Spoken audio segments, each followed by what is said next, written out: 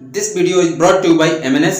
आज हम इस लेक्चर में क्लास 11th के chapter 4 principle of mathematical induction discuss करने वाले हैं। तो प्रिंसिपल ऑफ मैथमेटिकल इंडक्शन से पहले हम इसको जनरल वे में देखते हैं, ये है क्या। Okay, first is word is deduction और सेकंड इज इंडक्शन। दोनों वर्ड को समझना जरूरी है। What is the deduction? Deduction means कोई भी आपके पास एक जनरल स्टेटमेंट है, जनरलाइजेशन है, और उसको आप क्या किस में लेके आ रहे हो? स्पेसिफिक इंस्टेंस में लेकर के आ रहे हो। जनरलाइजेशन से स्पेसिफिक पे आ रहे हो तो वो हमारा क्या कहलाता है?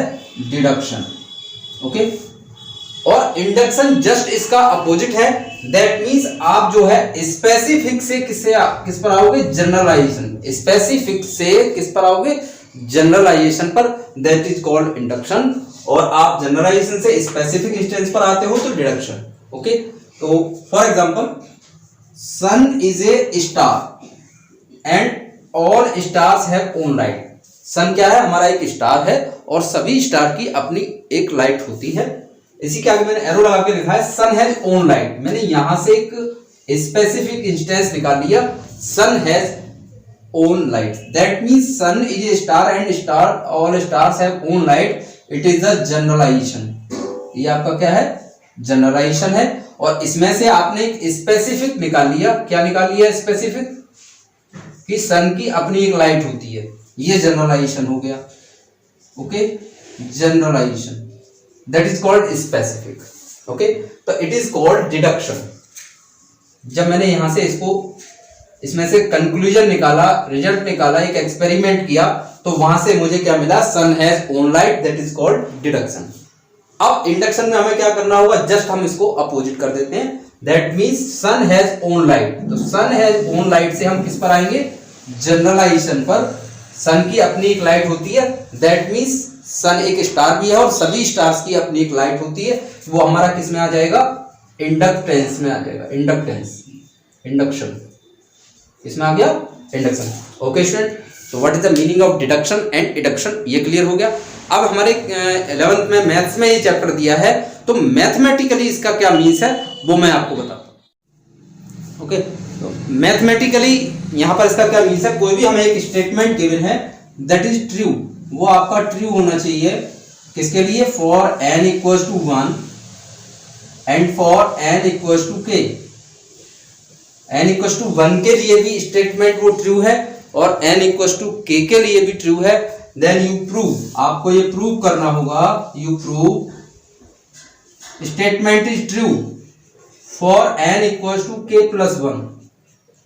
Then given statement is true for all n belongs to n।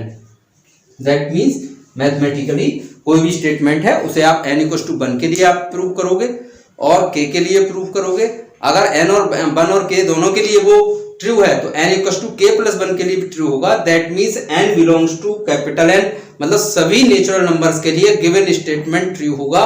That means from specific to generalisation. From specific to generalisation मतलब हमारे पास कोई स्टेटमेंट दिया हुआ होगा, वो हमारा एक स्पेसिफिक रिजल्ट है और उससे हम किस पर आ रहे हैं? जनरलाइजेशन पर आ रहे हैं, जनरल स्टेटमेंट पर आ रहे हैं। That is called induction. तो प्रिंसिपल ऑफ मैथमेटिकल इंडक्शन यही है कि n इक्वल्स टू 1 के लिए आप प्रूव करोगे, n इक्वल्स टू k के लिए प्रूव करो और n equals to k plus 1 के लिए प्रूव करके आप दिखाओगे। यहां तो हम लेट करेंगे, n इक्वल्स टू 1 के लिए ट्रू है, n इक्वल्स टू k के लिए ट्रू है और k प्लस 1 के लिए आप प्रूव करोगे। तो लास्ट में आप कहोगे for all n belongs to n के लिए गिवन स्टेटमेंट इज ट्रू है। अब गिवन स्टेटमेंट जो आपका क्या है? गिवन स्टेटमेंट एक आपका स्पेसिफिक रिजल्ट है।